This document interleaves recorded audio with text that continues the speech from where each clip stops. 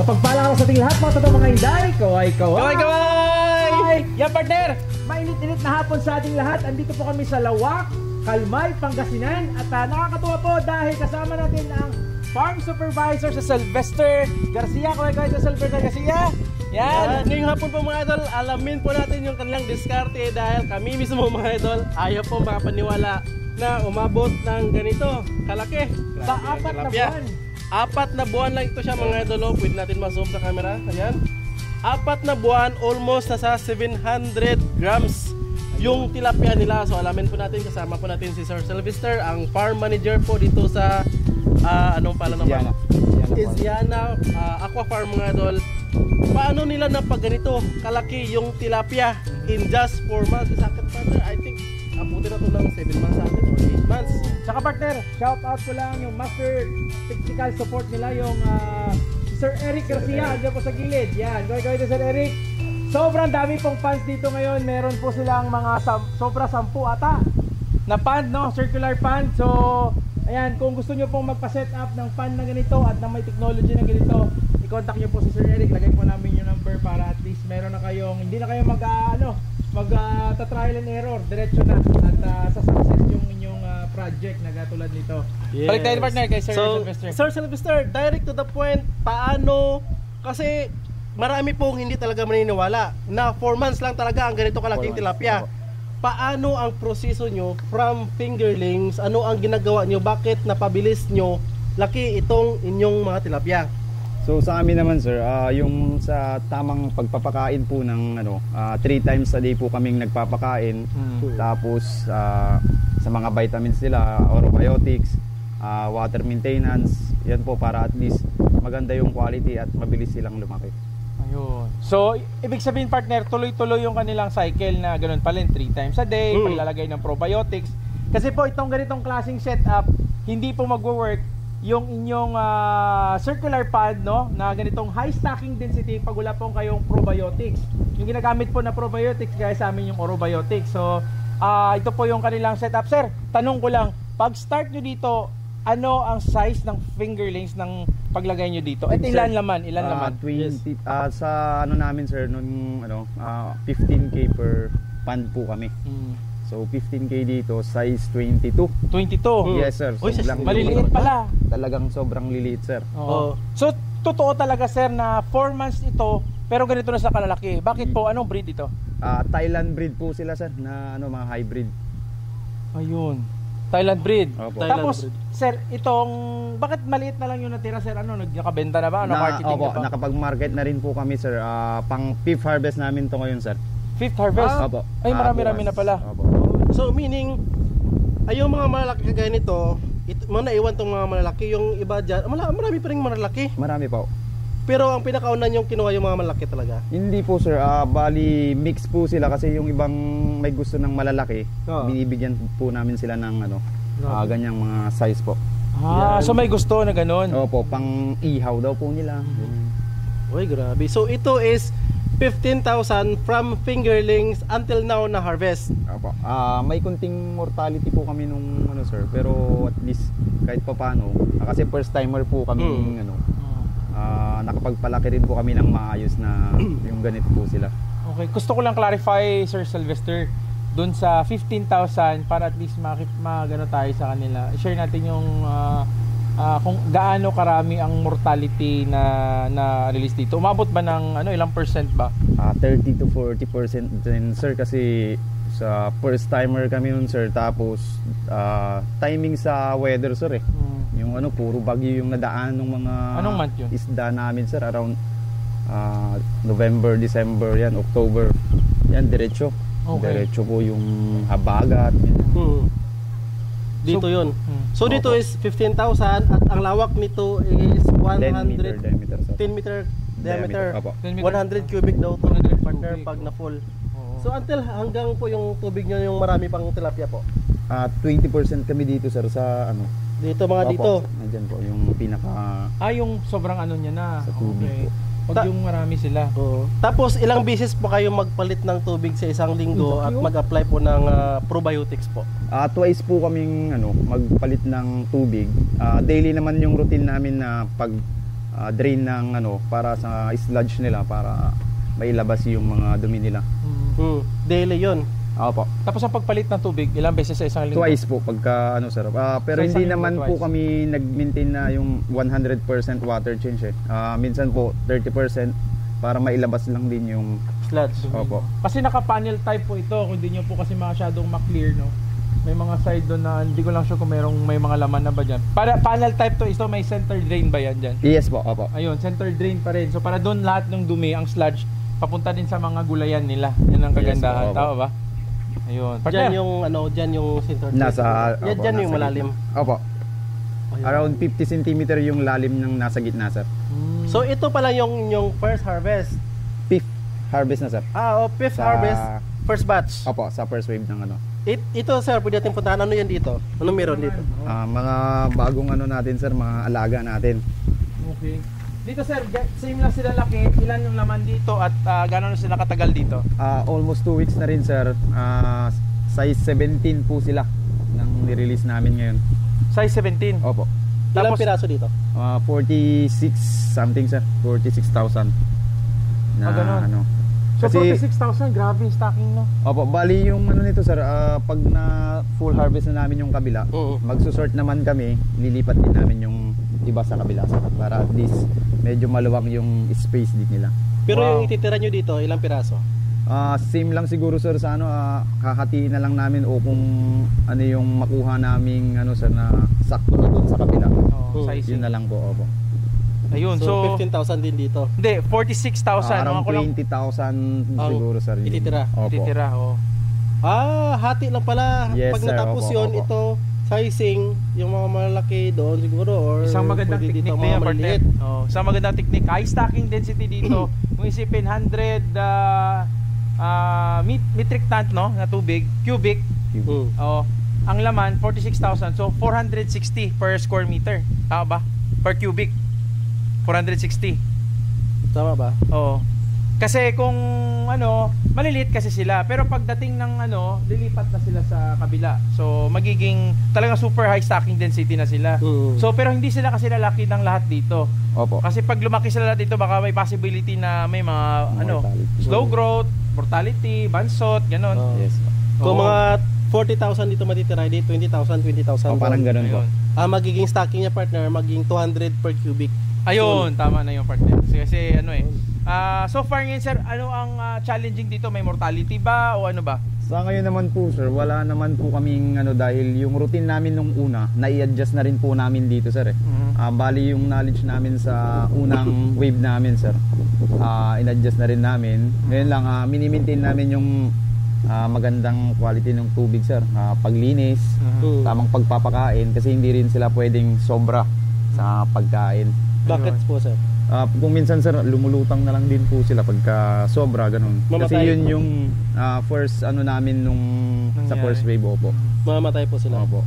Ayun. So yun. Ayun. Yun po So yung dito, Mhm. nagko-compute ba kayo ng timbang nila at saka ilang percent ang binibigay niyo yung pakain sa kanila? Bali kami ngayon sir, nasa 1.5 tab lang po kami ng ano bang tawag ng 750 ml na na yung lagayan sir eh. Yun lang yung binibigay namin sa kanila. mhm. Ma-spreadan lang namin sila ng ano, Kasi paikot yan lahat sir. Yung Fry booster ano na- feeds. Fry Fry booster feeds na 3. Fry booster 3. 3 na. Opo. Oh. Gusto ko balik tayo muna dito partner. Gusto ko magkuha ng idea dito. Kung Sige bakit po. ganito kalaki. So magkano nagastos nyo dito sir sa ganitong karami? Sa feeds nyo? Kasi maraming ko consider po talaga eh. Yung hindi lang sa pagpapalaki. Siyempre, ginawa natin tong ganitong klaseng business, dapat kikita talaga tayo. So, tatanungin natin si Sir. Sir, paano, ano bang diskarte? 3 times a day ko nagpapakain, gaano na karami yung feeds na nagastos nyo? Medyo marami din yung feeds namin sir sa ano nung medyo malalaki na sir kasi talagang pag nilalagyan namin sila sir ng pagkain nila parang 3 to 5 kilos na yung kinakain nila every meal nila sir. Talagang hindi rin sila ano kasi sobrang dami nila nun eh. Yun sir yung ano. Ayun. So hanggang ngayon sir, mga tingin nyo mga magkano na nagastos nyo dito sa ano sa first wave nyo? Sa lahatan ba, sir? O Oh, dito lang sa ganito. Dito lang. sa ano namin, sir, almost 100 yung ano namin sa ano, Sa sa feeds. ano ba lang, sir, yung sa isda is saan na ba yun? So umpisa talaga magastos, no? Opo. Pero sa tingin nyo, ano ang future nito? Kikita ba talaga o ilang years ang return of investment? Kasi ganun kasi yung importante. Siguro, sir, kikita din to dahil ngayon continuous na rin yung ano namin, sir, market, magpapalaki. Parang sa kabila din, sir, na ano namin, market. Ganun na lang po yung ano niya, cycle niya, sir. Okay. Magpapalaki, market. So ngayon, sir, magkano ang kiluhan dito? Kasi parang para magkaroon tayo ng idea, magkano ang kuha niyo dito? So parang siguro may trademark din kayo kasi quality, walang latak na lasa, ganun. Ano ang ano nito, ang presyuhan dito sa market sa inyo? Sa amin, sir, yung bigay namin sa mga kakilala, syempre first timer, sir, sa amin, may bigay kami ng 120, 130. Yung mga big sizes natin, sir, 150 per kilo. 150 per kilo. Yes, Eh kung bibili pala dito yung mga viewers namin, yung pupunta sila sa Lawak Kalmay, pwede ba? Yes po. Ilagay namin Pwede yung number. silang mag-walk-in dito, sir. Opo. Okay. So, Yeah.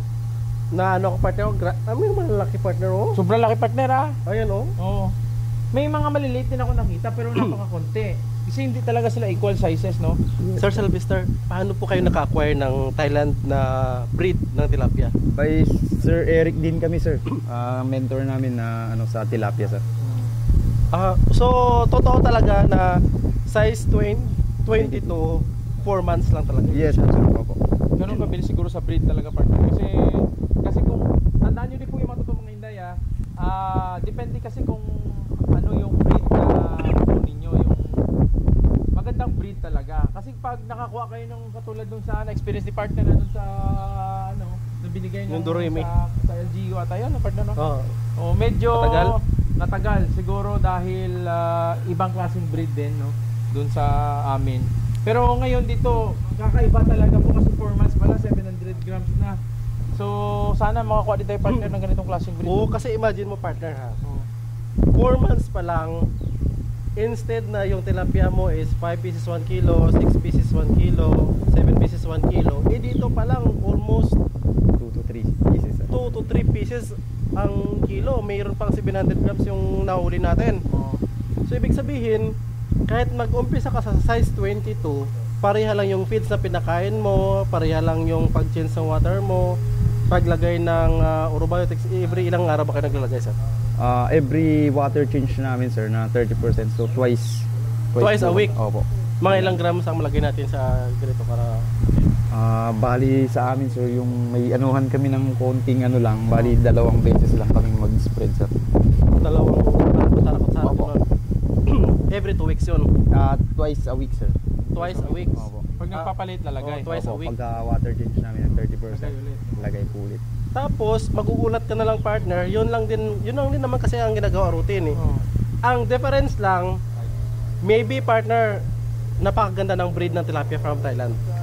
Isa din yun. Kasi, tapos sa ano partner sa kanilang ano environment. Sa ano kasi sa water quality, isa din yun. Tapos kung gaano sila karami, eksakto ba sila, anong level ng tubig, yan. Ganon siguro sir, no? Sa tingin mo sir, Sylvester? Parang ano. Maliban dito sir, ano pa yung fish panyo na meron dito? Meron po kaming concrete and steel matting pa po. Pwede natin mapasyalan po sir. Sige po. Kasi pagka ano, bakit magkakaroon tayo ng idea bakit sa part 2 kung bakit ganito ang kukunin nilang, ganito ang pina-set up nilang pan, ganito, concrete, ganito. So malalaman sa part 2. Titingnan muna natin Dito meron dito sir.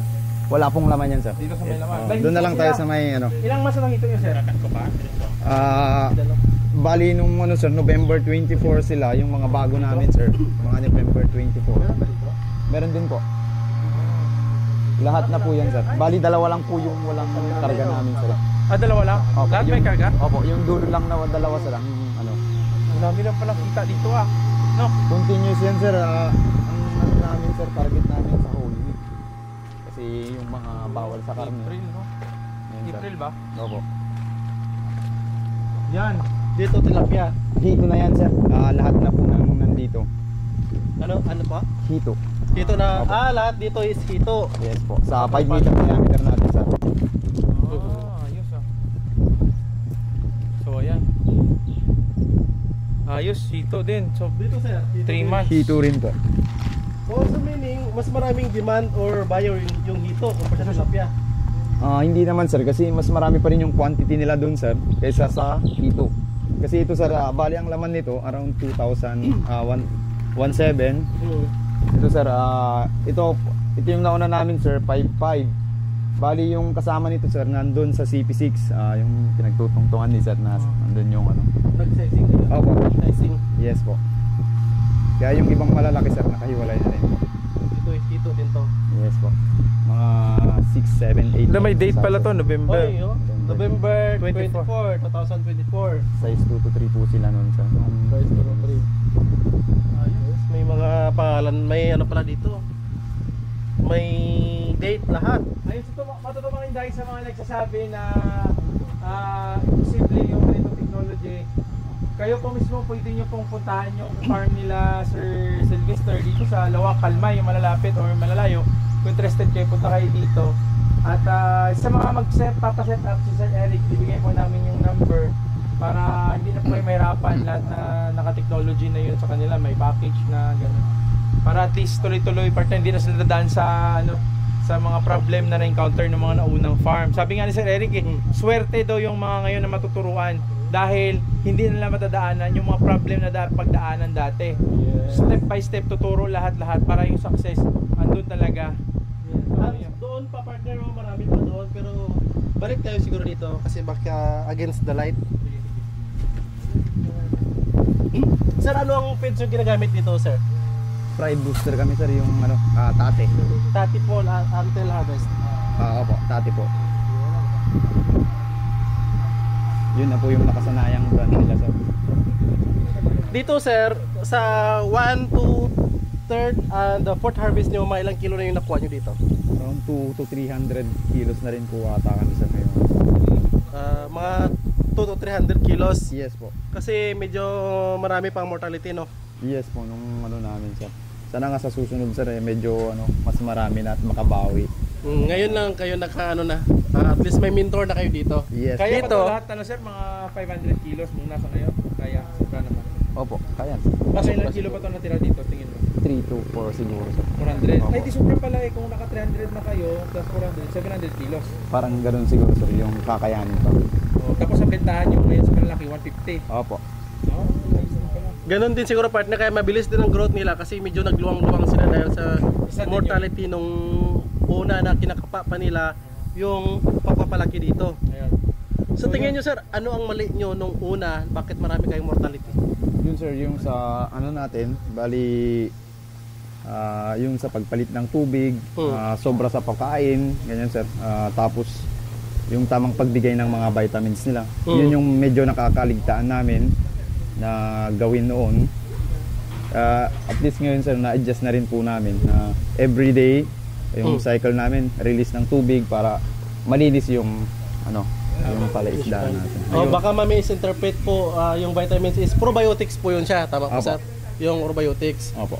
Yung water supply nyo, ano solar ba to? Hindi po sir. Water pump. Water pump po. Electric. Electric. Ayun. Electric. Hindi naman magasto sir.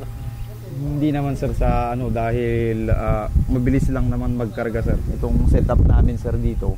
Kung ano yung i-on mo lang sir na ano, may kanya-kanya kasing gate bulb sir na ano, i-on mo yan, mabilis naman yung pagkarga niya na ano, parang ito 20 to 30 minutes. Okay na po kaagad eh. Pero dito, halimbawa ganito kalalim, mga ilang oras siya mapuno? Sa ano naman dito sir, bali around 2 to 3 hours sir. Kaya nang mapuno to. Ay, malakas. Malakas yung ano sir, kasi halos nasa 2 horsepower yung buga ng tubig sir. Malakas yung na. makina niya. Lakas. Doon eh. So yun mga totoong makinday, no? At least nakita nyo kung gaano kaganda yung breed nila. No? Panoorin nyo yung part 2 ng video para at least makiikutin natin dito kung ano yung mga setup nila. Pakita namin sa inyo para at least meron kayong idea, no? Para malaman nyo at matutunan nyo din dito sa amin na pag-iikot dito sa kanilang farm. Sir, pwede mo ba ma-advise sila kung ano ba yung pinakamagandang gawin pag nag-start sila ng ganitong aquaculture ng hito, tilapia, ano ba dapat nang gawin? Dapat munang tingnan nila kung ano yung best way kung paano magpakain, yung oras, tamang pagbigay ng vitamins, yan yung importante kasi doon din sila nakakakuha ng parang hindi rin ma-stress yung isda, lalo na pag nagpapalit din ng tubig. Yan mga hindi rin sila pwedeng biglayin sir na yung totally na 100% na water shock sila. Hindi po kami nagbabawas ng ganun sir. Okay. Yung volume or 100%? Opo, yung volume ng tubig sir. Ayun. At saka mga idol, so sa technical po mga idol, alamin po natin from consultant nila Sir Sylvester dito, si Sir Eric partner. Sir Eric. At least ang mentor po talaga nila, ang ating may tanong maliban doon sa na video natin before. Dito po isatanungin po natin kasi nang dumaan sila sa mahirap pala sir, yung may mga mortality. Yes po sir, opo. So yun po ang mga diskarte po dito nung nag-survive at saka yung mga pinabas po nila mga idol with Sir Eric Garcia. Sino shoutout mo sir? Shoutout ko nga po pala yung boss namin at si Sir Guillermo. Shoutout sir. Yung Guillermo. dalawang pinsan ko pa, si Jopet and John Ray. Shoutout Jopert and John Ray. Ayan. Baka yung girlfriend, asawa. Boss Commander, Cherry Ann ka ba? Boss Commander. Apo. Ayun, Maraming salamat mga idol. So sana nagustuhan nyo ating video mga idol. So Luzon, Visayas, Mindanao, inikot po namin. Ngayon kasama namin si partner. Dito naman kami po sa Kalmay, Pangasinan. Ayan, so don't forget to subscribe ang channel po namin Pinoy Palaboy. Click na notification bell para updated kayo sa mga bagong technique sa pagpa-farm. At sigurado yan kasama po namin sa Sylvester ngayon. So susunod, sana kayong inyong farm din ang ma-visit namin at ma-feature namin at mapakita natin sa buong Pilipinas at sa buong mundo kung gaano kaganda ang agrikultura dito sa Pilipinas. At tuloy-tuloy lang po kami sa pag-share sa inyo dahil po iba't ibang diskarte, iba't ibang farming techniques, iba't ibang farmer hero ang ma-feature po namin. Pero pag sinunod nyo po yung diskarte nila, tulad ni Sir Sylvester, sinunod yung diskarte ni Sir Eric, yun din po ang magiging resulta at positive din po na mayroon kita talaga. Tama ba sir? Opo. Ayan, mula yan dito sa Lawak, Kalmay, kasama natin ang farmer hero natin, farmer supervisor sa Sylvester Garcia. Kaway-kaway mga totoong mga Inday, happy farming! Bye-bye! Kita-kits sa susunod na video! Yan.